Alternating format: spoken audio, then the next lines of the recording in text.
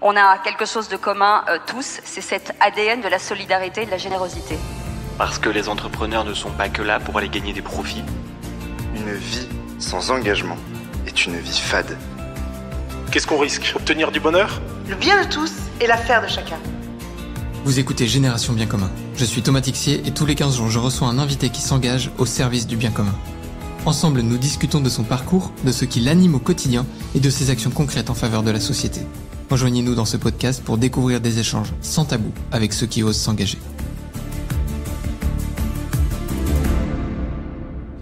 Bonjour chers amis, bienvenue sur ce nouvel épisode du podcast de la Nuit du Bien Commun. Aujourd'hui, nous allons découvrir l'histoire derrière le pitch de Ludovic. Bonjour Ludovic, comment vas-tu ? Ça va très bien, bonjour à toi, merci de cette invitation. Bon, c'est la classique, hein. On papotait avec Ludovic, on a déjà commencé à se mettre à fond dans notre échange et tout. J'ai presque envie de revenir en arrière, mais peut-être avant. Ludovic, on se connaît de Rouen pour le bien commun, oui. De la première édition qui a eu lieu du coup il y a 2 ans maintenant. On prépare la 3e là qui va pas tarder à arriver. D'ailleurs, chers amis rouennais qui nous écoutez, n'hésitez pas, rouen.lanuitdubiencommun.com, allez prendre vos places. Ludovic, est-ce que tu peux nous raconter le projet qui t'a amené sur la scène de la Nuit du Bien Commun ? Alors moi, le projet, je suis président des Enfants de Rollon, une association culturelle créée en 2019, où nous avons 3 objets, c'est-à-dire la construction d'un dracard de 20 mètres. Alors dracard, c'est le terme générique, hein, si on rentre dans le technique, après on va se perdre.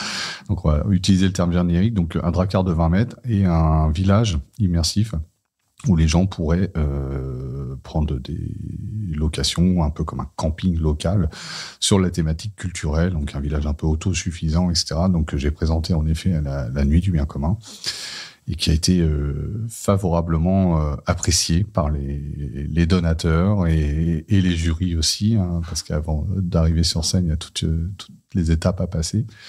T'étais confiant sur ce processus de sélection avec un projet comme ça ? Le projet, on va dire, moi je suis dans le culturel. Le culturel, c'est encore autre chose. La Nuit du Bien Commun, que des associations formidables, mais beaucoup d'associations basées sur du social. Et j'étais un peu le petit mouton noir au milieu du troupeau. Donc là-dessus, j'aime bien être le mouton noir. Donc ça permet un point de différenciation et peut-être de changer un petit peu le discours et justement d'amener une note culturelle dans la Nuit du Bien Commun. Et je pense que ça m'a permis aussi probablement d'être dans des bonnes augures pour passer le cap. Je pense que ça m'a mis en confiance au final. Ouais, donc c'était plutôt un atout, une force. Je l'ai utilisé comme ça. Et c'est vrai que je reconnais qu'assez souvent, quand on a des projets culturels, vu qu'il y en a peu, il y a un regard tout de suite intrigué. Tiens, ça va être un peu différent, on va voir autre chose. Et puis effectivement, t'as amené, t'as une patte. Alors, vous voyez pas le gaillard en face de moi, mais on est sur, tu dois faire un bon 1m85, je dirais, 90. Je fais 1m85 pour 105 kilos. Ouais, voilà. Jolie bête, tête de viking. Je suis gentil. Mais il est adorable. Oui, tout à fait. Donc tu disais terme technique en parlant du dracard. Oui. Dans les faits, c'est un dracard comme on le voit dans les films. Oui. Assez bas sur l'eau, ça a pas de profondeur de coque, c'est plat. C'est quasi une planche de surf, un dracard. Hein. D'ailleurs, on parle souvent des Vikings, des premiers surfeurs. Donc ça s'appelle un sneakar, exactement. C'est parce que le bateau avait une coque mobile qui lui permettait de fendre les vagues comme un serpent sur une dune de sable. Okay. Donc c'est des bateaux qui allaient extrêmement vite pour l'époque, hein. Même avec un petit équipage, il n'y avait pas besoin d'avoir un très très gros équipage pour le manœuvrer. Et une fois qu'il a pris de la vitesse, il était d'une très grande manœuvrabilité et très agile. Et ce qui a permis la domination du peuple scandinave par les Vikings sur quasiment toute l'Europe pendant au moins 200 ans. Et les Normands ont gardé ce dracard qui a été même utilisé par Guillaume le Conquérant pour attaquer l'Angleterre à Hastings en 1066, par exemple, ou par Richard Cœur de Lion, quand il est parti en croisade, et il a pris des dracars. Et ça, souvent, l'histoire l'oublie parce que c'est des petits détails, mais bon, moi qui suis assez pointilleux sur certains détails, on se rend compte que l'histoire de la marine normande, et plus généralement de la marine française, vient des dracars. Ok, intéressant. Voilà. Tu vois, je savais pas du tout pour Richard Cœur de Lion. Ouais. Richard Cœur de Lion, le roi de France, Philippe Auguste, a commandé une flotte en s'inspirant son port était basé à Rouen pour construire les bateaux. Et donc, il a inspiré une flotte en mélangeant un style de dracard avec des bateaux méditerranéens, entre guillemets, qui a donné sa flotte de navires impérial. Ok. Alors, royal, pardon. pas empereur. Attention, si on parle d'histoire. Il faut être précis. Tout à fait. Comment t'as tombé là-dedans, toi? C'est vraiment pur hasard, en vrai. Donc, quand je suis un ancien militaire de carrière, j'étais pompier de Paris à la caserne de la Courneuve. Excellent. Ouais. Et j'ai un nombre de potes pompiers de Paris que j'embrasse au passage. Moi aussi, hein, tous les anciens collègues, si vous êtes là, bravo pour tout ce que vous faites. C'est toujours aussi bien qu'à l'époque. Et il faut continuer. Les pompiers de Paris, justement, quelque part, ça, on donne notre vie pour les autres. Donc, on a ça en nous. Ça nous a inculqué. Quand je suis retourné à la vie civile, j'avais un manque dans ma vie. J'avais cette chose de pouvoir aider mon prochain. Je ne l'ai jamais retrouvé, au final. Et le monde associatif est venu un petit peu à moi de cette manière-là. Et la thématique viking, pourquoi? Parce que déjà, physiquement, je suis un ancien grand sportif. Je suis quelqu'un d'assez dynamique dans ma région. Et ça me chagrinait de voir que rien à Rouen n'était fait sur les Vikings. C'est-à-dire que même les Rouennais ne connaissaient même pas le père fondateur de la Normandie, c'est-à-dire Rollon, le premier Viking, entre guillemets, à avoir créé la Normandie en 911. Donc, il y avait une gêne parce que derrière l'attractivité, il y a une filière d'emploi qu'on pourrait développer sur cet aspect culturel, mais aussi l'appartenance positive, c'est-à-dire se dire j'appartiens ou j'habite dans une région qui a une histoire intense, qui a une histoire passionnante, où on peut se retrouver, on peut même faire des ponts entre les valeurs vikings et le monde de l'entreprise. Alors vous allez me dire, mais qu'est-ce qu'il y a comme pont possible? Mais l'esprit d'entreprendre, l'esprit d'aventure, l'esprit de conquête, ça, ce sont des valeurs vikings qui, par exemple, pour tout chef d'entreprise, peut être très bien transmis et même assimilé, et ce qui permet à un chef d'entreprise d'être offensif. C'est ce qu'on attend d'eux.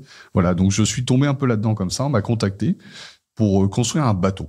Voilà. Donc moi, j'avais jamais construit de bateau. Je suis marin parce que je suis passionné par la mer. Je fais beaucoup de plongée sous-marine où j'ai tous mes permis bateau, etc.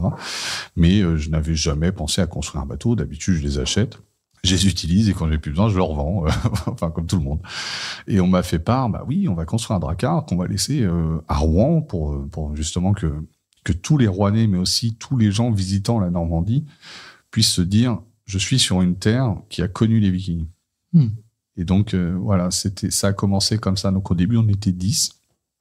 Et maintenant, on est plus de 200. Voilà. Vous étiez 10, du coup, en quelle année? En 2019. Donc, au tout début de la création. Donc, c'est ces 10-là qui fondent les Enfants de Rollon à l'époque. C'est ça, les 10 fondateurs. Sur les 10 fondateurs, on n'est plus que 2. Les autres ont quitté le drakkar, entre guillemets, pour des raisons essentiellement professionnelles, mutation, on va dire une vie associative. L'association, c'est ça aussi. Hein. Et donc, sont partis vers diverses horizons et je suis devenu président en 2020. Voilà, de l'association, alors qu'au début, j'étais en charge de m'occuper de l'organisation des équipes. Ok. Voilà. Chapeau déjà pour cet engagement. Ça te prend aujourd'hui, du coup, à plein temps? C'est toute ma vie. Enfin, quand on est dans une asso de l'envergure des Enfants de Rollon avec des adhérents qui sont un reflet total de la société, c'est-à-dire qu'on a des adhérents de toutes les origines sociales, de toutes les origines ethniques, de toutes les confessions religieuses. J'avais été bluffé de ça, pour tout dire, à la 2e édition de Rouen pour le bien commun, quand vous étiez venu avec toute une batterie déjà. Pour la petite histoire, Ludovic était venu du coup avec le premier drakkar qu'ils ont fait, donc c'est 8 mètres de long, 2 mètres de large à peu près. Ah oui, c'est ça. Qui a traversé l'allée centrale de la tente. C'est une maquette au final, celui-ci. C'est jolie maquette. Oui, c'était une vraie reproduction d'un Gokstag norvégien qui navigue actuellement, qui fait 35 mètres, qui a été fait par un compagnon du devoir de l'association et qui nous a servi de base pour construire les autres. Donc une fois qu'on avait plus l'utilité de cette maquette parce qu'on avait appris ce savoir-faire, parce qu'aux Enfants de Rollon, on a tout appris. C'est-à-dire qu'on a commencé de zéro. C'est-à-dire qu'il n'y avait aucun parmi nos membres qui était charpentier de marine, architecte naval. Donc il a fallu déjà qu'on apprenne à lire des plans, à les traduire et ensuite à construire. Et donc derrière, ça a été vraiment une véritable épopée, quoi. Et ce bateau a été le fruit, il est parfaitement réalisé, ne navigue pas puisque c'est une maquette. Et maintenant, on l'a transformé en bateau d'animation C'est-à-dire que, comme tu as pu le constater, on lui a mis des roues. C'est un dracard roulant. C'est vrai qu'il avait cette petite particularité. Et il est manœuvrable avec le gouvernail, c'est-à-dire qu'avec le gouvernail, on peut tourner les roues. Donc, ce qui fait qu'on l'utilise beaucoup quand on fait des événements dans des villes de la métropole de Rouen ou plus en campagne, où là, on va prendre ce dracard déjà pour le faire voir aux gens, qui sont peut-être un peu loin du fleuve ou autre. Et derrière, on fait monter les enfants dedans, parce qu'il a une capacité d'accueil à peu près de 10 personnes. Donc, on peut se permettre de faire travailler un peu l'imaginaire des enfants. Et justement, autre dicton qu'on dit aussi, c'est pour que les gens aiment le musée, il faut peut-être que le musée sorte du musée. Et c'est un peu ce qu'on fait aussi avec les enfants de Roland. On sort le musée du musée, pour que les gens se réintéressent à leur culture locale, à leur histoire, qui les rend si fiers. C'est quoi là, en 2 mots, on écoute le podcast, comment on peut te contacter pour éventuellement faire un truc avec le dracard maquette, si tu m'autorises le terme? Mais j'en ai d'autres, après j'ai Freya, il y a d'autres dracars, il n'y a pas que celui-ci. Vous me trouvez sur les réseaux sociaux, au niveau de Facebook ou TikTok ou ce genre de trucs, vous avez les pages Enfants de Roland, nous avons aussi notre page qui comporte quand même 25 000 membres, qui est une très, très belle page, qui est Normandie Viking Spirit, parle donc de l'esprit anglais, donc on l'a mis en anglais volontairement parce que les Enfants de Roland ont pour vocation à un moment de partir sur des rassemblements européens, comme les Vikings. Donc automatiquement, on commence déjà à se préparer à ça. Et par la suite, à Rouen, je suis quand même assez connu. Vous me trouverez assez facilement. Trop bien, les amis. N'hésitez pas. Parce que franchement, nous, on l'a vécu du coup à cette 2e édition au Château de Belleuve. C'était magnifique. C'était quel unique. effet wow. C'était un très beau bateau. Personne ne s'y attendait. Ouais. Les conditions étaient compliquées parce qu'il pleuvait. Je me souviens du déluge juste avant. On a pris une tempête avec l'orage et tout. Quelque part, vous êtes arrivé avec votre climat. On est arrivé avec le dieu Thor, vous voyez. Donc l'orage était là. Donc c'est parfait. Pour nous, c'était des bons augures. Non, c'est sympa et c'est ce qu'on aime faire. T'as pu constater ce jour-là l'impact sur les gens. Ah, mais c'était bluffant. Comme je dis souvent à mes adhérents, soyez fiers de fabriquer du souvenir dans la tête des gens. Et c'est exactement ce qu'on a fait avec vous aussi. Et ça, c'est quelque chose. Ah oui, je pense que ça marque. C'est quelque chose qu'on aime beaucoup en vrai. Et ça donne du sens à une vie qui, pour certains, pourrait être peut-être attristée par des événements ou autres. Et donc l'association, moi, je le vois aussi comme ça. Personnellement, ça permet de faire autre chose et de se sentir utile à la cause collective, quoi. On parlait au début justement un peu de brassage social au travers des Enfants de Roland, et c'est vrai que moi j'ai été surpris. C'était hyper beau à voir. Ouais. T'avais vraiment, il y avait tout le monde vous étiez une quinzaine déguisés en vikings, habillés, costumés et tout. C'était impressionnant à voir. Ah oui. Il y avait tous les styles sous les costumes, et pour autant tout le monde était rassemblé dans une cause. Ça a été facile à faire ça aujourd'hui? Non. Notre société actuelle clive les gens. C'est-à-dire qu'on a, que ce soit les partis politiques, que ce soit les religions, que ce soit même le nivellement social. Je suis de la France d'en bas, j'ai du mal à monter, etc., l'ascenseur social, etc. C'est cassé, c'est clivé par est-ce que c'est volontaire, pas volontaire, est-ce que c'est l'air du temps, est-ce que c'est l'arrivée des réseaux Internet, etc., qui a accéléré ça, ou est-ce que la société devient plus individualiste ou pas? Je n'ai pas la réponse, je suis pas sociologue. Et je pense qu'il faut consulter quelqu'un qui pourrait faire un diagnostic de cette société-là. Ça a été compliqué. Ma personnalité y joue pour beaucoup, entre guillemets, parce que moi, je ne suis pas politisé. Je ne fais pas de politique de manière générale, ça ne m'intéresse pas. Ensuite, socialement, je suis quelqu'un qui connaît bien la France d'en bas et qui connaît bien la France d'en haut. Parce que j'ai travaillé dans mon parcours professionnel dans les deux mondes. J'étais pompier à la Courneuve. Et la Courneuve, chacun le sait, c'est dans le 93, c'est pas une zone facile.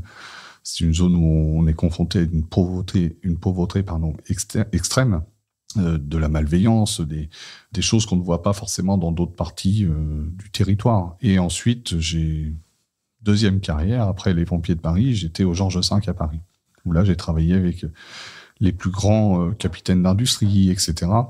Et donc, ça m'a permis d'analyser un petit peu cette société, de la comprendre. Après, je suis passé par l'éducation nationale, où j'ai été prof. Donc là, ça m'a permis aussi, dans mes classes, de me rendre compte qu'il y avait des cassures sociales et de comment faire pour les limiter. Et le viking, au final, ça évite tout ça. Parce que quand on fait du viking, déjà, on se bat pour une cause commune. Et moi, je suis le leader de cette association. Pour l'instant, c'est mon rôle. Et comme moi, je ne fais aucune différence avec les gens, on va dire que ça sert d'exemple.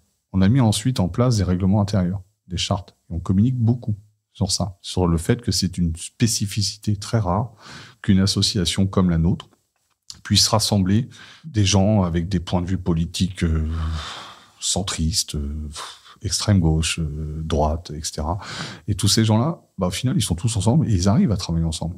Et on arrive à créer une très belle chose ensemble. Alors que dans la société civile, on se rend compte que ces clivages fait des fois des points de blocage. Vous n'arrivez pas à sortir des projets, etc. Parce que je suis pas du même opinion que toi, donc je vais bloquer tout simplement pour que pas que toi tu y arrives.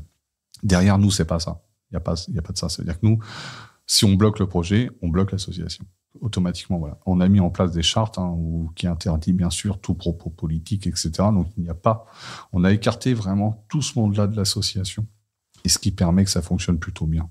On n'a pas de subvention publique, on fonctionne qu'avec des fonds privés, ce qui permet aussi d'être indépendant et de pouvoir faire ce qu'on veut. Voilà. Donc si c'est la recette miracle, je vous dirais 3 ingrédients.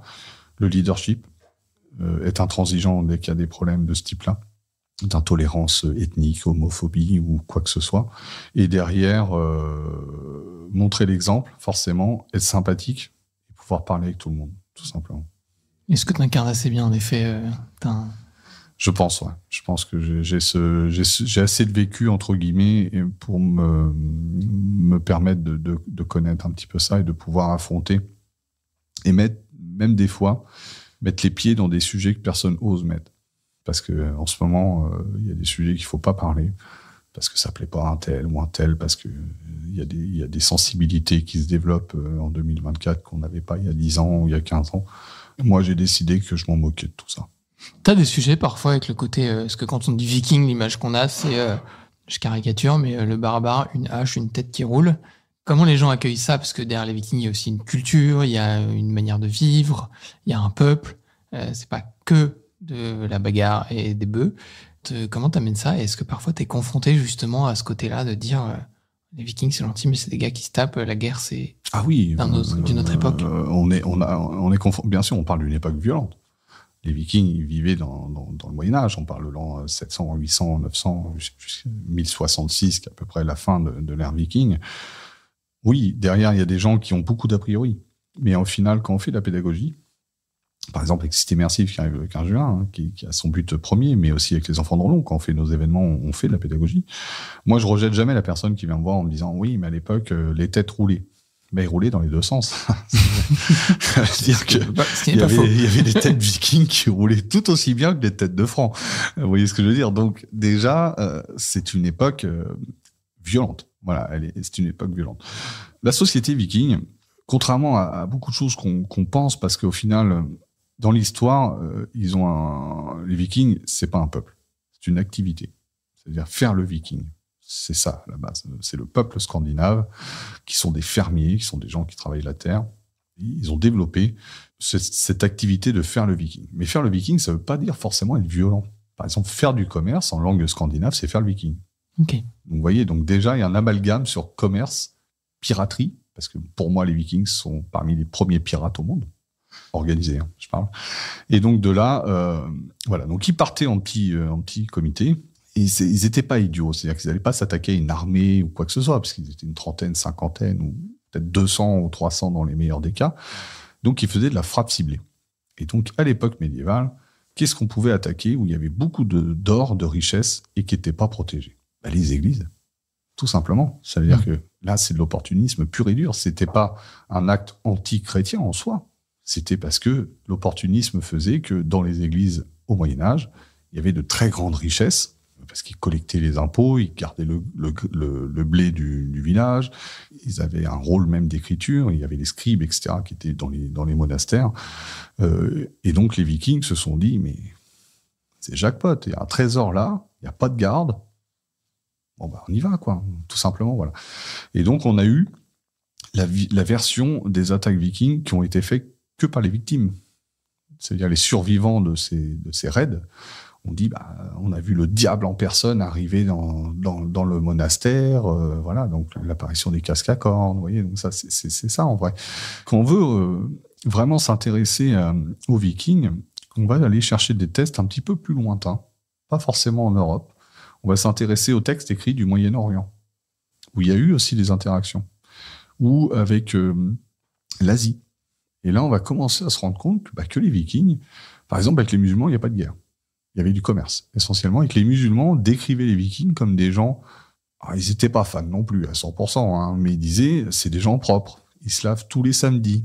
Alors, c'est-à-dire, à l'époque, se laver tous les samedis, c'était être très très propre. Je peux vous garantir que les Carolingiens en France, c'était pas la même. C'était une fois tous les ans, quoi. Voilà, les Vikings, c'était tous les samedis. Après, ils se brossaient la barbe 2 à 3 fois par jour. Ils avaient même un petit peigne toujours accroché sur eux. Donc, vous voyez, donc pourquoi ? Parce que dans leur croyance à eux, ils pouvaient pas partir à la guerre pas coiffés. C'est pas possible. Parce que s'ils mouraient, ils devaient rendre des comptes après. Et s'ils arrivaient en état pas propre ou décoiffés, les dieux Odin, qui l'accueillent au Valhalla, par exemple, ils l'auraient peut-être pas accueilli à sa table. Vous voyez, donc ils avaient ce souci de la propreté, de l'hygiène, et il y avait une véritable hiérarchie et une démocratie, parce que le roi viking était élu. Il pouvait être destitué aussi s'il faisait pas le boulot. 1 an après, il passait ce qu'on appelle au Thing, donc c'est une instance viking où il jugeait le travail du roi. Vous vous rendez compte, si on faisait ça aujourd'hui, ça serait compliqué. Ensuite, la place des femmes. On peut parler des femmes. Chez les Vikings, on peut pas comparer la société moderne avec la société viking, bien sûr que non. Mais à l'époque de l'ère viking, les femmes vikings étaient extrêmement puissantes. À la maison, c'était elles qui dirigeaient tout. L'homme viking était soumis, entre guillemets, à sa femme dans le foyer. Après, l'homme viking partant en raid, celle qui pilotait le royaume, la maison, la ferme, les affaires, le commerce, en absence de l'homme, c'était la femme. Et ensuite, on a vu des femmes avec des gardes personnels, des armées personnelles dirigées et aller au combat avec des hommes. Et ça, à l'époque, ça n'existait dans aucune autre culture. Les femmes pouvaient divorcer. Ouais. Oui, les Vikings n'abandonnaient pas leurs anciens. Ils s'en occupaient jusqu'au bout. C'est la personne âgée qui, au moment où elle sentait la fin venir, partait d'elle-même. Mais les Vikings s'occupaient de leurs anciens jusqu'au bout. De leurs enfants handicapés. Par exemple, les enfants handicapés, dans certaines cultures, quand on reprend l'histoire, c'est tout de suite perçu comme un fardeau, parce qu'il faut s'occuper de quelqu'un qui n'arrive pas à être indépendant, qui dépend du groupe pour vivre. Mais ça, chez les Vikings, il n'y a pas de problème. Et on a même un Viking très célèbre qui était handicapé, Ivar le Désossé. Ce Viking-là a quand même régné sur l'Angleterre, sur l'Irlande, lui tout seul, et il est mort en Irlande, sa tombe est en Irlande. Et il est handicapé, il avait la maladie des os de verre, on pense. Oui, on dit que c'est quand même bluffant, parce qu'en plus, pour un peuple guerrier, oui, il y a une forme de puissance dans la virilité. Tu dis que les os de verre, c'est le premier truc qui peut te faire globalement disparaître, parce que c'est quand même une maladie où le propre des os de verre, pour ceux qui l'ont pas, c'est en très schématique, mais tes os ne tiennent pas, donc ils sont en verre, d'où l'expression les os de verre. Et donc au moindre choc, tu peux te briser quelque chose. Et puis à l'époque, les chocs, il y en avait beaucoup. Oui, et à l'époque, effectivement, on parlait des têtes qui roulaient, mais avant que les têtes roulent, il y avait des entraînements. Il y avait un peu d'entraînement. Oui. Ouais, non, c'est impressionnant, je trouve, ce que tu dis là, aussi revenir sur la culture et tout ce que ça peut nous donner, en fait, aujourd'hui aussi, au-delà de pouvoir vivre un moment entre êtres humains, pour sortir un peu tous les clivages, mais fort et sympathique, parce que c'est un moment chouette. En fait, on se replonge aussi dans une culture qui avait des valeurs, parfois on remet sur la table aujourd'hui. Ah, complètement, oui. Et puis je pense que nos sociétés aujourd'hui ont peut-être besoin aussi des fois de regarder un petit peu en arrière et de se dire, voilà, on avait ces valeurs-là, essayons de les préserver. Pas toutes, hein. Il y en a qui sont pas bonnes à garder, qu'il faut réadapter. Mais derrière certaines valeurs vikings, du moins, un viking n'abandonnait jamais les autres. C'était vraiment des phénomènes de groupe. Et d'ailleurs, pour un viking, il n'y a pas pire sanction que d'être banni. Parce que pour quelqu'un... Parce que mis au banc du groupe... Exactement. Et pour eux, bannissement était plus grave que la mort. Ça vous permet de vous rendre compte de vraiment la mentalité corporate, je dirais, et collective qu'ils avaient, ces gens-là. Et sur un bateau, si vous avez un viking qui fait pas le boulot, c'est tout le bateau qui prend. Et donc, automatiquement, il y avait cet état d'esprit qui était absolument nécessaire. Oui, ça c'est une règle d'ailleurs qui est toujours vraie en Qui est marine. toujours vraie. Oui, la mer commande. L'équipage fait. L'équipage fait exactement. Ouais. Mais oui, si vous êtes sur un voilier en train de traverser la Manche, si vous avez un de vos compères qui, pour une raison ou une autre, est malade, etc., et manque à son poste, c'est tout l'équipage qui va devoir combler. Pour combler, faire le boulot de l'absent. Ouais. Et ça, les Vikings avaient déjà cette problématique-là. Donc c'est plutôt bien. Ensuite, les Vikings ont été partout. Ils sont les fondateurs de l'Europe. Qu'est-ce qui t'a...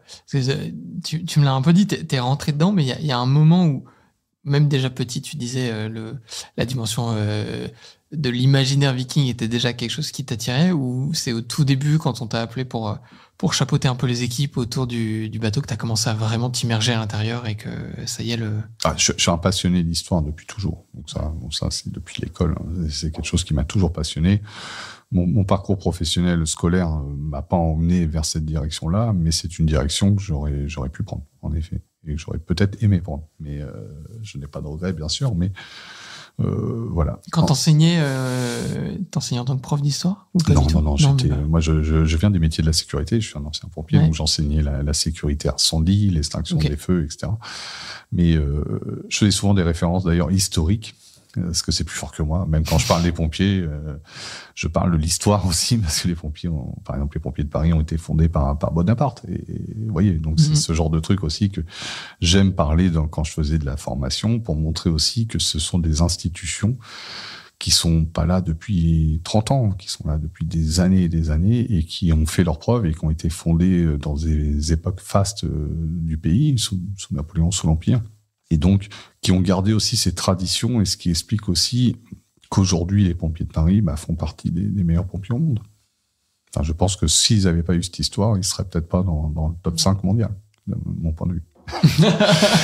je suis autant biaisé que toi, donc, ou pas loin en tout cas. Ouais. Donc voilà. Non, et puis, petit, j'ai toujours adoré les héros. Ouais. Voilà, les héros médiévaux, mais pas que, les héros même du débarquement en Normandie, parce que le débarquement en Normandie, forcément, ça nous parle. J'ai lu les témoignages d'énormément de militaires canadiens, américains, français, qui ont débarqué, bien sûr, sur nos plages, où là, c'était des héros, ces gens-là. Et moi, je repense souvent à eux, au final, et je me dis, devoir de mémoire, c'est sûr. Mais derrière, c'est peut-être plus qu'un devoir de mémoire, c'est peut-être aussi quelque chose à cultiver.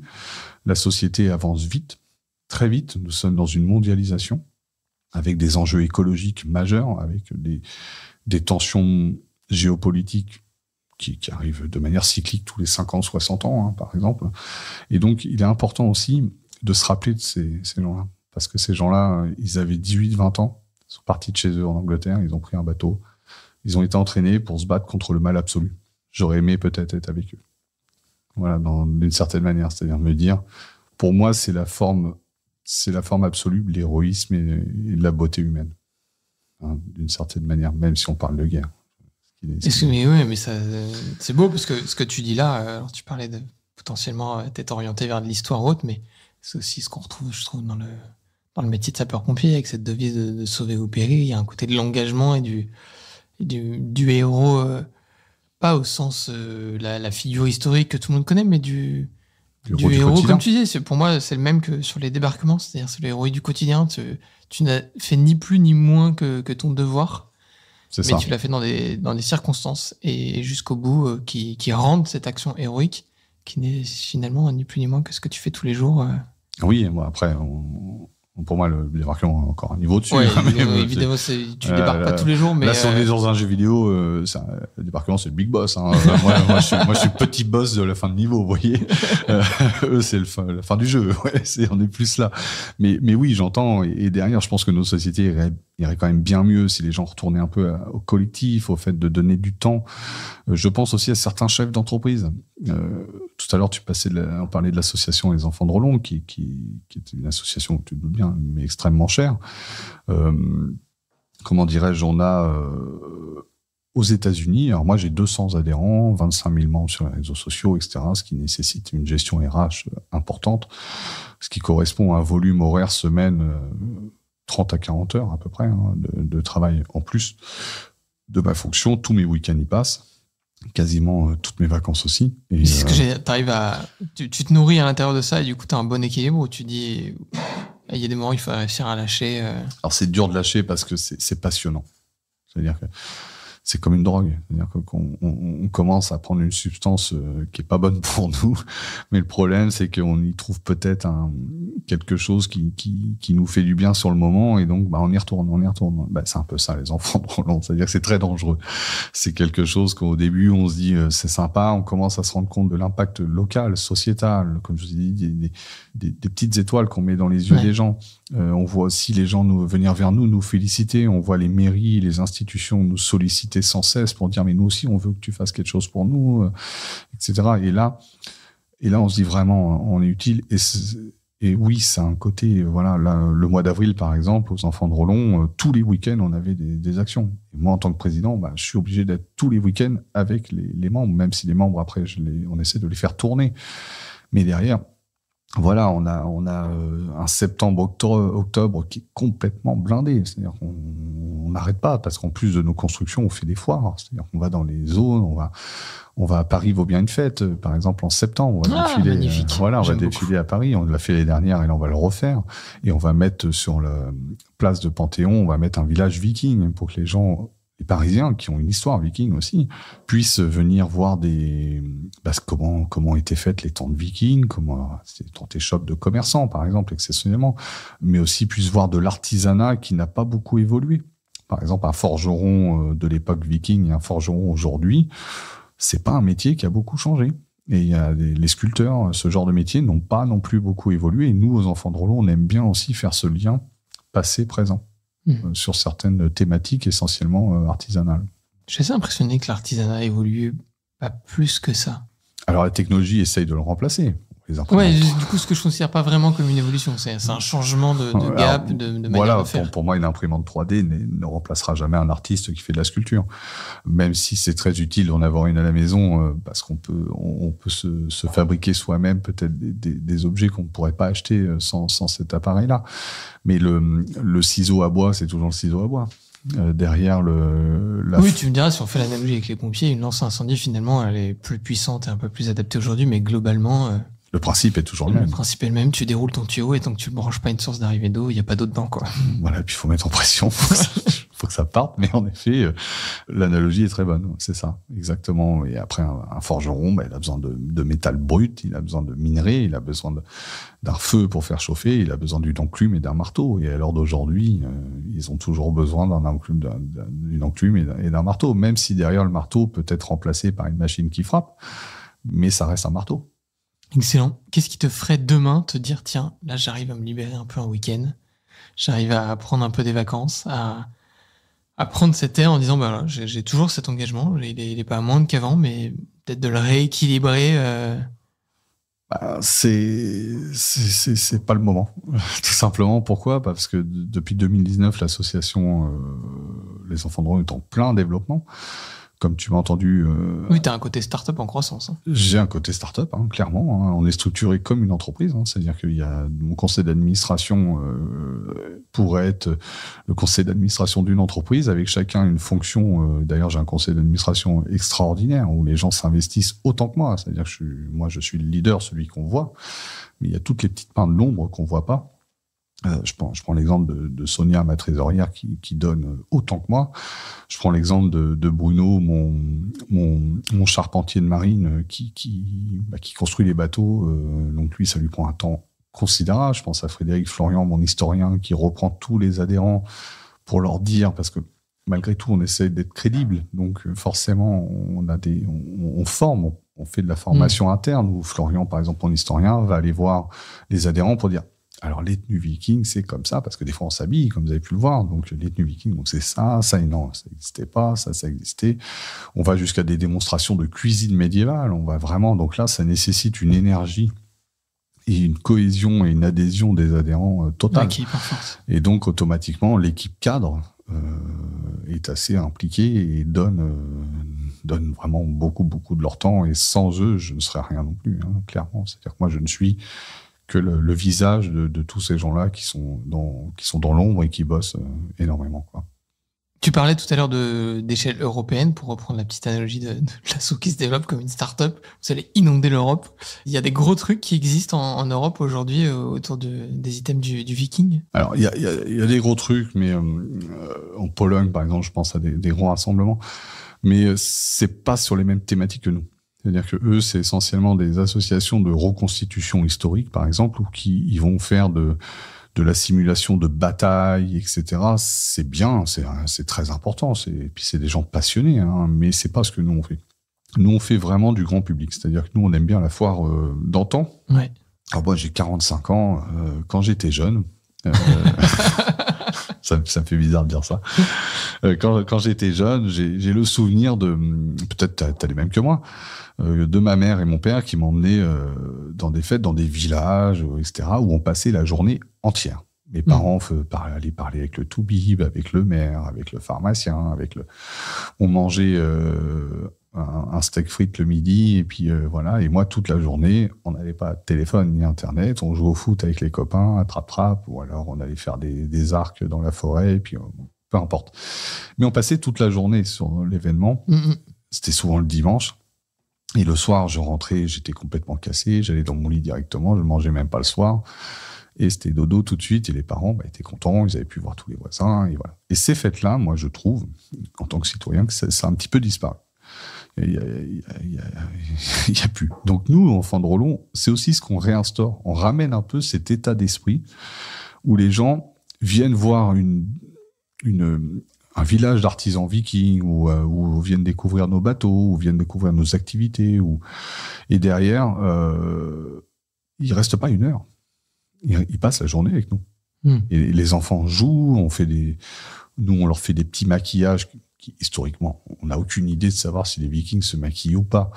Mais dans l'imaginaire des enfants, vous leur faites un petit symbole viking sur le front, ou voilà, comme on peut le voir dans certaines séries télé ou autres, tout de suite, leur imaginaire, il est parti, quoi. C'est la petite étincelle qui allume la mèche et ils font le reste. Et derrière, on lui file une petite épée en mousse, un bouclier en mousse, et c'est bon, il attaque Paris, vous voyez. Généralement, vous voyez, c'est ça qui fait que les parents laissent les enfants s'amuser. Pendant ce temps-là, eux vont se poser sur un stand à côté, ou vont venir échanger avec nous plus sur la technicité de construction de bateaux, ou des questions plus historiques avec Florian, l'historien, ou avec Sonia qui est la couturière, mais comment tu fais pour faire ça, voilà. Et derrière, on a réussi à recréer cet état d'esprit vraiment familial sur nos événements, et ça, j'en suis pas peu fier, hein. C'est vraiment Ouais, bravo, parce qu'en vrai, tu me donnes très envie de venir. Ah, mais tu passerais une très une journée. J'ai à peu près pas de doute. Viens avec je sais pas si t'as des enfants, ouais, j'en ai 3, écoute, je serais ravi de les emmener. Ils dormiront bien le soir. Voilà, c'est tout ce que je peux te dire, et je t'invite forcément, quand tu veux, à venir nous voir. Et puis voilà, puis comme j'ai dit à la nuit du bien commun, quand je suis passé et qu'on a remporté une belle petite somme d'argent, hein, qui nous a quand même bien aidé dans nos développements, j'avais toujours dit que j'encouragerais tout projet privé sur le développement du sujet viking et de l'attractivité locale en Normandie, et Cité Immersive est arrivé par la suite. Tu nous en dis un peu 2 mots, Cité Immersive, ça fait 2 fois qu'on en parle. Ouais. C'est un projet que tu portes aussi à côté. Alors moi, c'est pas moi le fondateur, hein, ni les enfants de Rollon. Nous sommes partenaires. Moi, je suis le directeur local de par mes actions locales. Forcément, je pense que Jean et Anthony, les 2 fondateurs, ont vu en moi la personne idéale localement pour animer cette cité immersive au Rouen. Donc c'est un projet national, hein, qui est unique au monde, hein. C'est une manière d'approcher la culture en version 2.0. C'est un musée qui va jouer avec les codes du parc d'attractions, avec les codes de l'escape game, et derrière qui a des partenariats avec les enfants de Rollon, ce qui permet par exemple de sortir le musée du musée et de produire tout un tas d'animations et d'événements en dehors du musée, qui permet de rabibocher un peu la population avec le monde culturel. On parle de certains chiffres annonçant 70% quand même de citoyens qui ne vont plus dans des musées. Et ça, c'est dramatique. Dramatique, pourquoi ? Parce qu'il y a toute cette connaissance-là qui est perdue. Souvent, moi, je parle à des anciens et je leur dis toujours dans les EHPAD, quand je suis le viking dans les EHPAD, parce que je fais aussi des actions sociales à la direction des enfants hospitalisés ou des personnes retraitées ou atteintes d'Alzheimer, par exemple. Et pour les retraités qui sont en EHPAD et qui me donnent une image de tristesse intense, enfin moi je le vis mal, moi ça, et je leur dis mais les gars, vous n'avez pas fini le boulot là, vous n'avez pas le droit de partir demain. Les Vikings, c'est pas comme ça, il faut d'abord finir le boulot et après on vous foutra la paix, voilà. Et qu'est-ce qu'ils n'ont pas fait comme boulot, les anciens, c'est qu'ils n'ont pas fait la transmission. Pourquoi ? Parce que la société actuelle ne le permet plus de faire cette transmission. Pourquoi ? Parce que quand on vit, on est un peu mis de côté cette société. Nos actifs dont je fais partie, dont toi aussi tu fais partie, nous sommes pris dans des vies à 200 km/h. On n'a plus le temps de pouvoir s'intéresser à tout ça. Nos enfants, moi je me rappelle quand j'étais jeune de parties de pêche avec mon papy qui m'a appris donc à pêcher, etc. Mes fils, malheureusement, n'ont pas connu ça. Vous voyez, donc moi, je l'aurais appris, mais c'est pas papy. Papy, c'est encore une autre ligne d'expérience, c'est pas la mienne, vous voyez.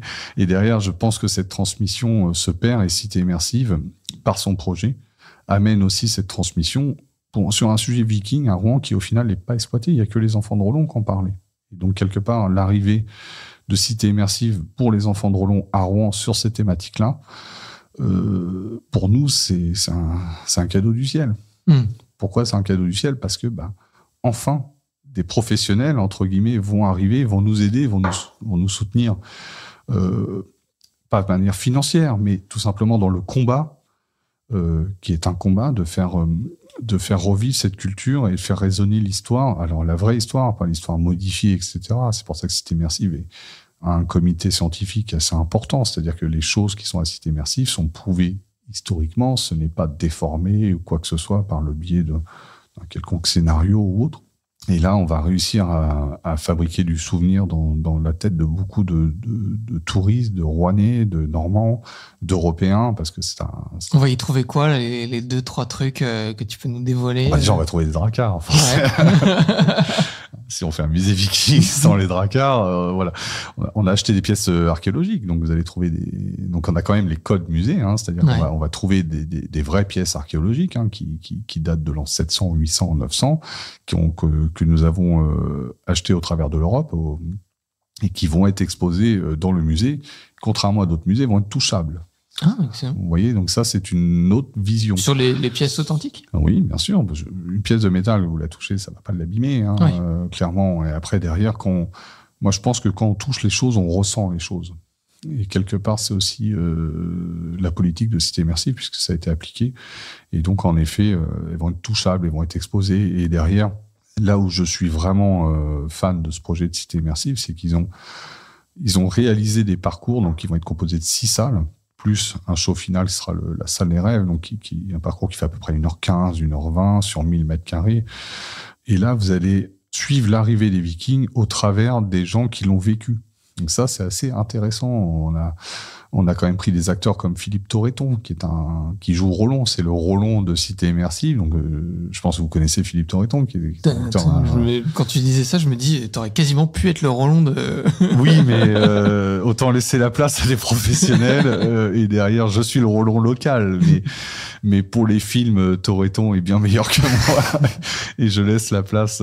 Et Torreton est normand, en plus. Donc, ben oui. Ah oui, donc ça fait sens. Et Torreton, je parle sous son contrôle, peut-être qu'un jour vous pourrez lui échanger avec lui, était extrêmement honoré de jouer Rollon. Et ça, c'est quelque chose, encore une fois, il était à sa place.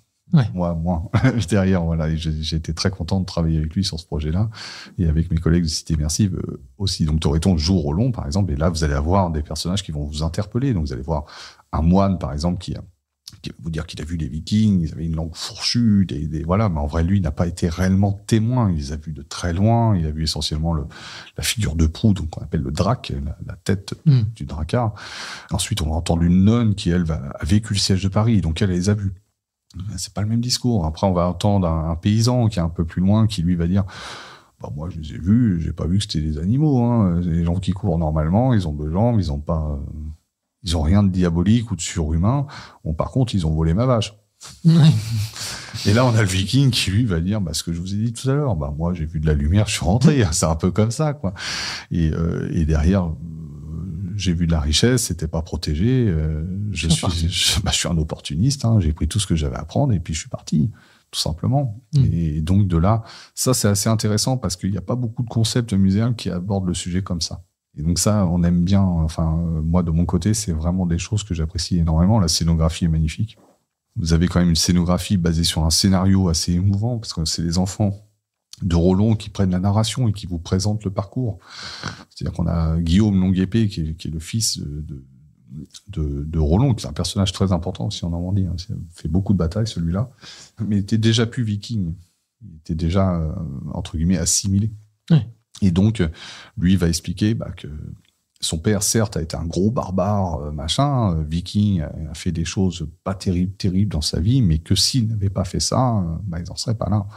La fille de Rollon, qui, Adèle, est un peu plus très pieuse, etc., ne pardonne pas à son père. Son passé violent, viking, croyant en des dieux qui ne sont pas reconnus, etc., elle lui reproche ça. Et donc, on a aussi dans ce parcours la confrontation des deux points de vue. Et ça, c'est intéressant. C'est vraiment très bien amené.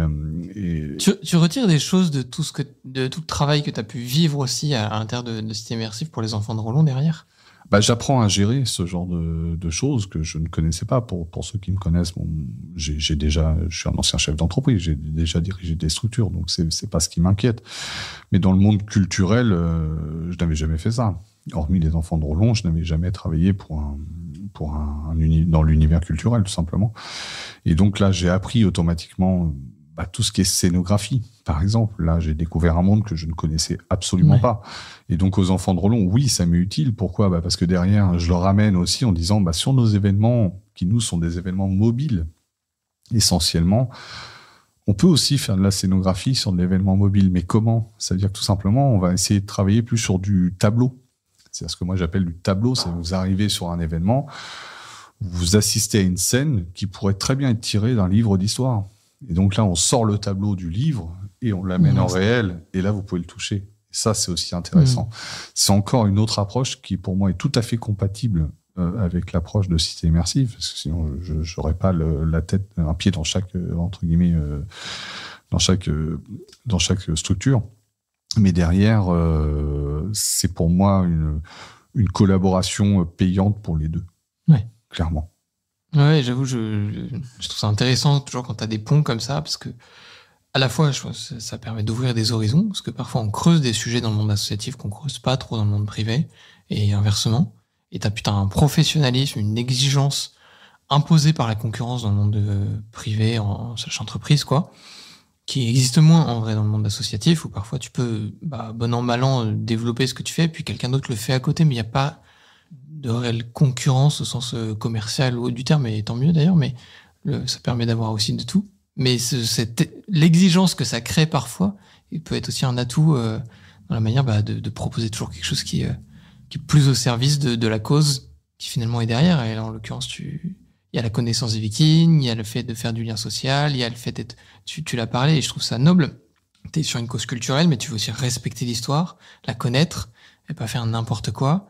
Donc voilà, ça veut aussi dire prendre le temps de creuser, de s'entourer de gars qui disent attends, t'es gentil Ludovic, mais on s'habillait pas du tout comme ça à l'époque. Ouais, merde. C'est pas facile, parce que nous on pense parce que c'est lié à des recherches archéologiques. Après, je fais attention non plus de pas tomber dans la rigidité. Ouais. Je prends souvent l'exemple de l'Égypte antique avec les pyramides. Il y a encore 10 ans, on pensait que c'était les esclaves qui avaient construit les pyramides. Alors d'aujourd'hui, des découvertes scientifiques majeures qui ont apporté beaucoup d'éléments au niveau de l'Égypte. Et on se rend, c'est plus du tout des esclaves. En vrai, c'était des gens qui étaient salariés, qui vivaient sur place, etc. Et donc, je dis toujours sur l'archéologie qu'il faut s'en méfier parce que c'est pas une science exacte. Il suffit d'une découverte qui remette tout en cause. Donc là-dessus, il faut aussi être assez polyvalent. Et ensuite, il y a de l'interprétation. Dans une tombe viking, on ne retrouve pas tout. Pourquoi ? Parce que derrière, le temps a fait son œuvre. Et beaucoup de supports, de matériaux utilisés étaient détruits tout simplement par le temps, par la terre, parce que les gens étaient enterrés directement dans la terre. Et donc voilà. Après, on essaye comme je dis, on fait pas de reconstitution aux enfants de Rollon, on essaye d'être le plus collant possible à l'histoire, sans avoir la rigidité archéologique non plus qui ferait fuir certains adhérents. Pourquoi ? Parce que moi, je pars du principe qu'on accueille tout le monde. Même vous, Tu viendrais demain avec un casque à pointe, je te dirais, mais t'es le bienvenu aux enfants de Roland. Je te laisserai t'installer, poser tes valises, etc. Et je t'enverrai Florian discrètement.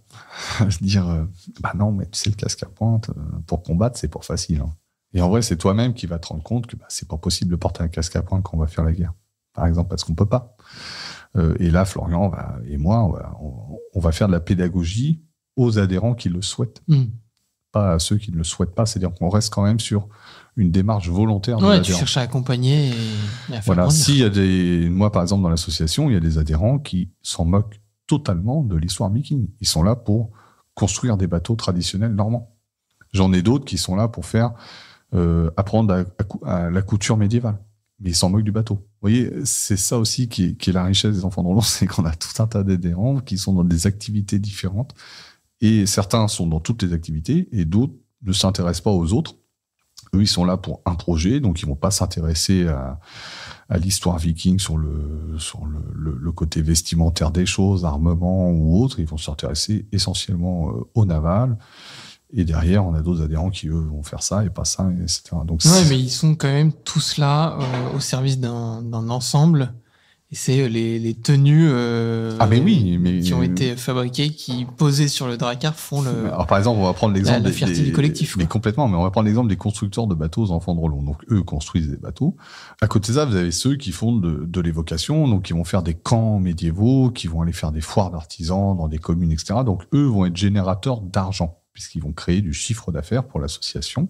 Soit on nous paye pour faire une prestation, soit on met en place nos propres boutiques sur place qui nous permet de vendre nos produits et donc de financer une partie de nos projets. Produits qui sont des dérivés de typiquement des costumes que vous mettez. Alors soit on vend des costumes, soit on va vendre des bracelets vikings, généralement construits par les adhérents ou dans un cadre d'achat-revente dans un but de profit pour financer les choses. Parce qu'en association... Oui, tu as un besoin de financement, de fonds de roulement avec des dons. Exactement. Pourquoi ? Parce que, comme je vous l'ai dit, il y a un souhait des enfants de Roland de ne pas faire de demande de subvention pour l'instant. Pourquoi ?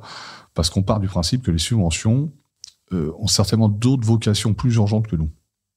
C'est-à-dire qu'encore une fois, on est aussi dans du citoyen. Un bateau, c'est 250 000 €, à peu près. Un Drakkar. Je me rends pas compte. T'estimes que c'est très cher, que c'est...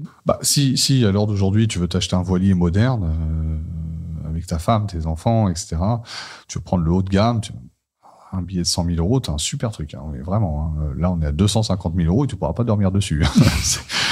Voilà, non, parce que... C'est le coût parce que c'est artisanal ? Artisanal, il y a des matériaux, le bois est cher. Le chêne, hein, quand même. Donc, le chêne n'est pas donné. Ensuite, les métaux sont chers aussi. Les crises mondiales ont fait que les prix se sont envolés sur ce type de matériaux. L'outillage qu'il est nécessaire, parce qu'on ne construit pas avec des outils d'époque. Ça, c'est le côté négatif d'être financé par du mécénat. Parce que quand on est financé par du mécénat, les mécènes qui nous financent, et que je remercie, et je remercierai jamais assez, eux, ils veulent pas que le bateau il sorte dans 10 ans. Ils ont des délais quand même en disant bon, Ludo, on pourra monter dessus quand tes petits enfants. Voilà, pourront si monter je leur dessus. dis moi je serai, il y aura déjà 3 générations de présidents, voilà. On va perdre un peu les mécénats quand même. Donc non, derrière, je vais leur dire tout simplement, on va faire en sorte qu'il soit fait dans les 2 ans. Ouais. Pourquoi ? Et donc ça nécessite des techniques modernes. Là, on prend la tronçonneuse, on va pas sortir la hache, par exemple, ou on va travailler avec des vrais outils modernes, tout simplement. Ouais. Après, on utilise quand même les méthodes traditionnelles pour le cintrage, etc., hein, où on met les bordées dans des étuves, et là, on va les chauffer pour qu'elles chauffent et qu'elles prennent l'humidité, ce qui est assez impressionnant à faire, parce que moi, j'ai découvert ça, je connaissais pas. Et là, vous sortez votre planche de l'étuve, et elle est aussi molle qu'un papier, quoi, comme ça. Et au bout de 5 minutes, ça redurcit tout de suite. Donc, il faut pas traîner. Il faut lui donner tout de suite la bonne forme, parce que sinon, il faut la repasser en étuve. Et au bout d'un moment, la planche est morte. Et pareil, ça, on a appris à nos dépens que la planche mourrait à la fin. Que la planche meurt vite. Meurt vite et que ça a un coût. Voilà. Notre trésorière nous l'a expliqué par des tableaux. Sur la feuille de papier, un coup. Oui, elle a une méthode assez efficace pour nous expliquer tout ça. Vous êtes combien aujourd'hui de salariés aux Enfants de Roland ? Il n'y a pas de salariés. Il n'y a pas de salariés, donc tu n'as que des bénévoles derrière ? Que des bénévoles, ouais. combien de vraiment, impliqués pour faire vivre au quotidien J'en ai à 50. 50, Vraiment ouais, de donc c'est pas mal. 50 très actifs. Ouais. D'ailleurs, quand on vient à Paris Vaut bien une fête défiler à Paris, on a un bus rempli. Ouais. Voilà, et on a une bagnole qui nous suit parce que dans le bus, ça suffit pas. Donc, Et j'imagine le camion avec le dracar posé qui suit. La voiture ramène les sur remorque, voilà, parce qu'on a défilé quand même à Panthéon avec un dracar. C'est-à-dire qu'il faut quand même voir que l'année dernière, à Paris Vaut bien une fête, il y a eu un dracar qui a défilé dans Paris. Ça ne s'est pas vu depuis l'an 830. Je suis sûr qu'à un moment, quand on a su que la cérémonie des JO allait sur la scène, il y a une lumière qui s'est allumée dans ta tête où tu t'es dit il y a peut-être un créneau. Ah, il y a un coup à jouer, mais la lumière s'est vite éteinte quand j'ai vu la sécurité mise en place où on va pas tenter. Non, c'est malheureusement malheureusement et heureusement, la Seine est un très gros axe de fret. Moi qui habite Rouen, le fret parisien arrive du Havre, passe à Rouen, il passe devant chez toi. passe devant chez moi pour aller à Paris et vice versa. C'est-à-dire qu'en Paris après envoie aussi dans les deux sens.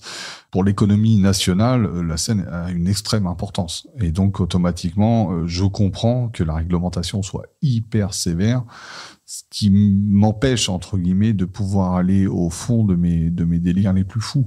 Mais heureusement. Tu pourrais pas remonter à Paris, par exemple, aujourd'hui, de Rouen en dracar Si, je pourrais le faire, mais ça nécessiterait beaucoup d'autorisation. Ok. Alors après, je pourrais le faire avec un équipage privé, assez facilement. Mais à partir du moment que je prendrais du public, ça devient tout de suite compliqué. Ok. Pourquoi ? Parce que c'est de la réglementation. Ouais, tu pourrais le faire pour le panache, j'allais dire, mais moins pour le côté... Il y a déjà eu des dracars qui ont monté vers Paris il y a quelques années, qui n'avaient pas un peu pignon sur rue comme nous on a sur Rouen, ce qui nous permet d'avoir une communication et d'être suivi par des millions de personnes. Ça avait été un peu discret, et peut-être trop discret, parce que ça s'est jamais reproduit depuis.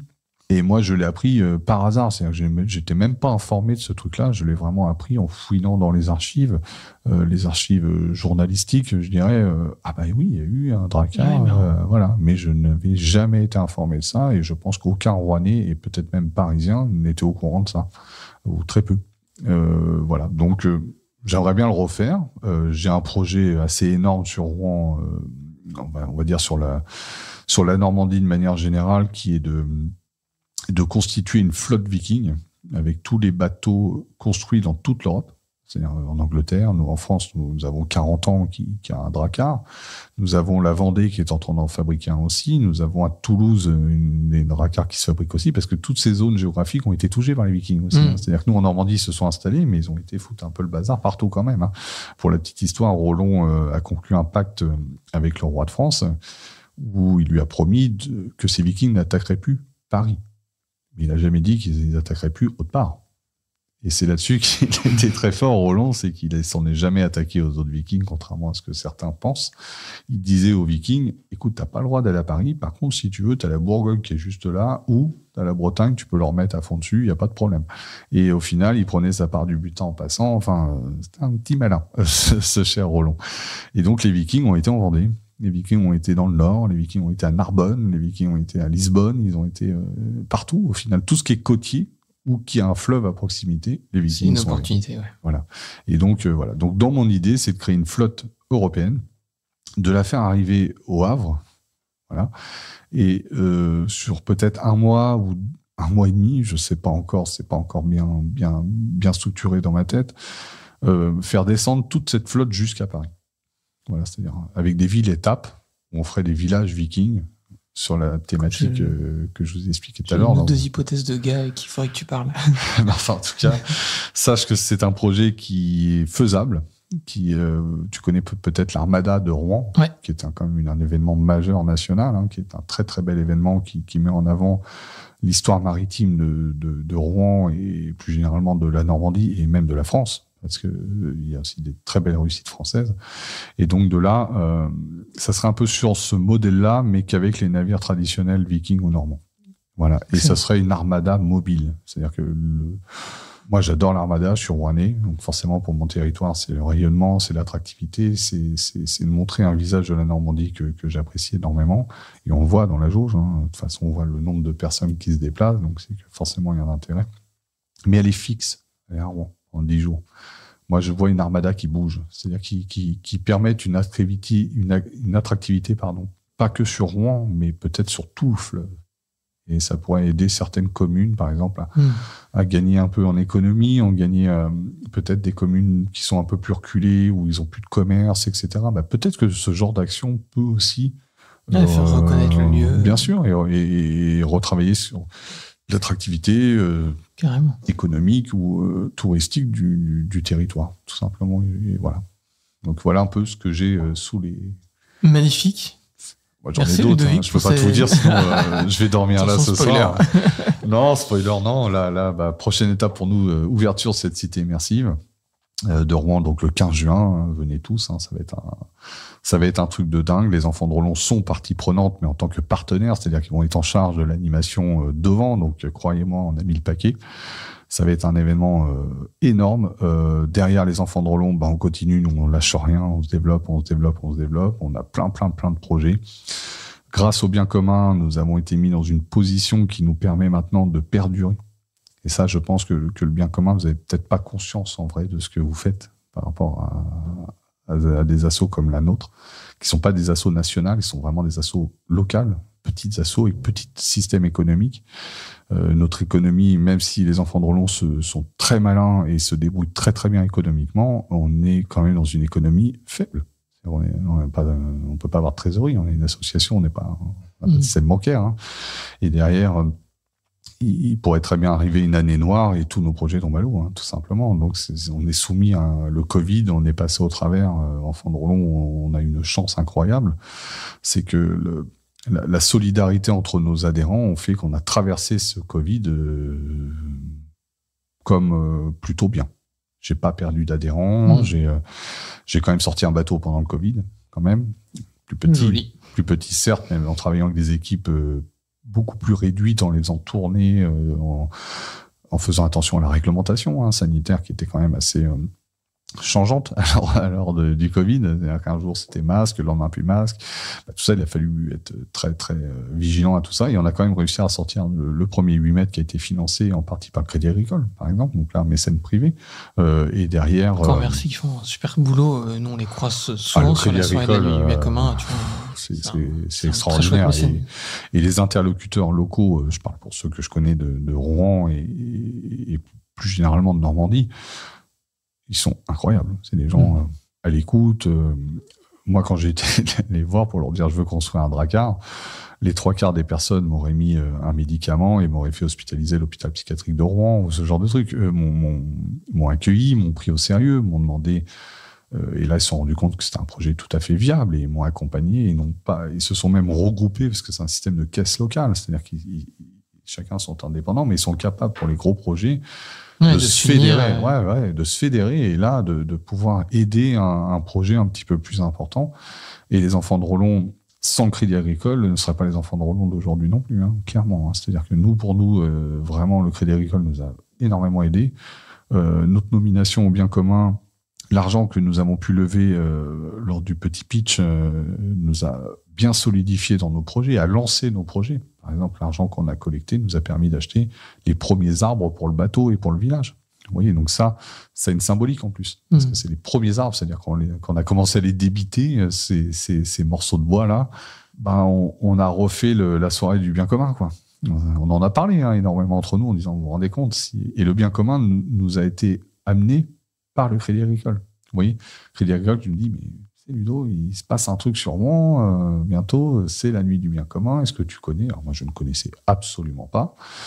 J'ai commencé à regarder les réseaux sociaux, je me suis dit, ouais, mais c'est du social, enfin, moi, je vais arriver avec mes vikings, ils vont me foutre dehors, quoi.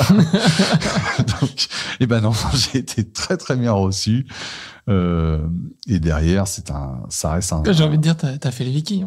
Il y avait de la lumière, t'es rentré, t'as pris les chaises qui étaient là, t'es reparti. Alors, un peu plus poli, tu sais dire merci. Les Vikings le disaient peut-être aussi.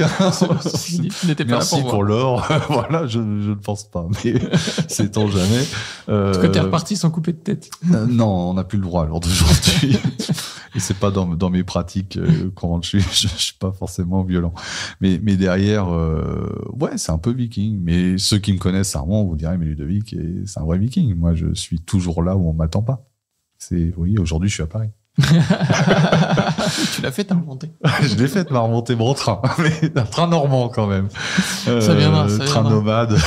Merci Hervé Morin, super boulot avec le train. Je rouvre le studio le jour où tu me dis que t'arrives en Dracar à Paris et tu me racontes tout ça. Je te donne pas de date, mais j'espère avant la fin de mon aventure pouvoir réussir ça. Ouais, ça serait bien. Alors, je travaille sur d'autres projets avec Cité Immersive. On a des projets assez conséquents sur des dracars qu'on pourrait faire venir des États-Unis ou à Rouen, etc. Donc là, on va développer les relations maintenant avec les institutions de type Aropa, donc l'aéroport du Havre, Rouen, Paris, afin d'avoir des ponts qui pourraient nous simplifier pour travailler l'attractivité fluviale, tout simplement. Parce que si nous, enfants de Rollon, on est capable de faire de l'attractivité sur la Seine, que ce soit à Rouen, Le Havre ou même Paris, ces institutions qui sont des institutions un peu des niches cachées, parce que quand vous n'êtes pas dans le système portuaire, vous savez pas le métier de ces gens-là. Au final, c'est pas des gens qui affichent leur métier, et c'est souvent des gens qui travaillent entre eux. Ce qui fait que c'est assez opaque, même si le boulot est énorme, attention, et je pense que ça pourrait mettre aussi la lumière sur toutes ces institutions qui ont un rôle extrêmement important dans l'économie française. Et quand on voit par exemple Paris, Lutèce, s'il n'y avait pas eu de fleuve, il n'y aurait jamais eu de Paris. Rouen non plus. Rouen, qui est une des plus vieilles villes de France, Rotamagus, c'est le nom romain de Rouen. C'est le fleuve qui a donné sa puissance, comme Paris. Le Havre aussi, tout simplement. Ouais, oui. comme beaucoup de grandes villes françaises. À l'époque médiévale, sans fleuve, on construisait pas de ville. Du moins, voilà, parce qu'il fallait l'eau, etc. Et donc, ça permet aussi, donc c'est là où je dois me faire entendre par ces institutions en disant, mais au final, ce que je fais, ça vous aide aussi. Parce que ça met en avant vos métiers, ça met en avant votre histoire. Le port de Rouen a une histoire de dingue, même pendant la Seconde Guerre mondiale. Ils ont fait des trucs incroyables, que ce soit en acte de résistance ou autre. Le Havre aussi, le Havre a été complètement rasé, voilà, et Paris. Et derrière, sans eux, il y aurait une famine majeure en France, par exemple. Vous voyez, donc ça, c'est pas souvent parlé. Et eux, au port, ils le savent, parce qu'ils ont des systèmes d'expo, ils ont des systèmes ils ont des historiens internes qui retracent tout ça. Et moi, je pense qu'il faut qu'ils s'ouvrent plus au public, et les associations comme les Enfants de Rollon peuvent les aider. Voilà. Merci Ludovic pour tout cet échange. De rien. C'est un super chouette papote. Ouais. J'étais vraiment hyper content de découvrir mieux les Enfants de Rollon. Merci. Je pense que je retire aussi de tout cet échange le fait de se dire, même en étant une association, on peut réussir à faire bouger des trucs énormes sur son territoire, et que c'est peut-être aussi la force des associations culturelles comme la tienne. Il faut pas avoir peur. Il faut doser, quoi. Si j'avais un conseil à donner à des présidents d'asso dans des thématiques comme les miennes, mais même dans du social, croyez en vos rêves jusqu'au bout. Lâchez pas. Soyez passionnés. La passion, ça se transmet. Et je suis sûr de ça. Le temps passé, c'est vrai, ça fatigue. On aimerait peut-être être en famille ou autre. Moi, ma famille est complètement dans l'association. Mes 2 filles sont avec moi. Ma compagne, c'est vraiment, on est à fond dedans, quoi. Ça fait partie de la famille. Et derrière, ça crée des liens, même des liens qu'on ne pourrait peut-être pas avoir autrement, et pensez toujours que de toute façon, ça paiera. Ça paiera toujours. C'est-à-dire que tout le travail que vous donnez, automatiquement, sort un résultat. Et moi, aux Enfants de Rollon, j'ai donné sans compter, et aujourd'hui, je suis très fier de la réussite de cette association. Et quand je passerai le flambeau au suivant, je serais très fier de passer le flambeau suivant pour me reposer, déjà d'une part, mais en lui disant, lâche jamais rien. Et puis, de toute façon, t'inquiète pas, je serai toujours dans le coin. Je vais pas faire le président qui lâche pas le morceau. Vous savez, le truc, le mec, on n'arrive pas à se débarrasser, je serai jamais ça. Mais derrière, j'espère que cette association, après mon passage, durera très longtemps et changera pas ses valeurs. C'est tout ce qu'on souhaite aux Enfants de Rollon. Merci. Est-ce que vous créez depuis des années. Chers amis, merci de nous avoir écoutés pour ce nouvel épisode. Et on se retrouve très bientôt pour une nouvelle rencontre, une nouvelle histoire derrière un pitch de la nuit du bien commun. Merci d'avoir suivi cet échange, j'espère qu'il vous a plu. N'hésitez pas à vous abonner à notre podcast et à lui mettre une note de 5 étoiles sur les différentes plateformes d'écoute. Ça nous aidera à le faire connaître. Retrouvons-nous dans 15 jours pour un nouvel épisode de Génération Bien Commun, où nous continuerons à vous partager les témoignages de ceux qui s'engagent au service du bien commun.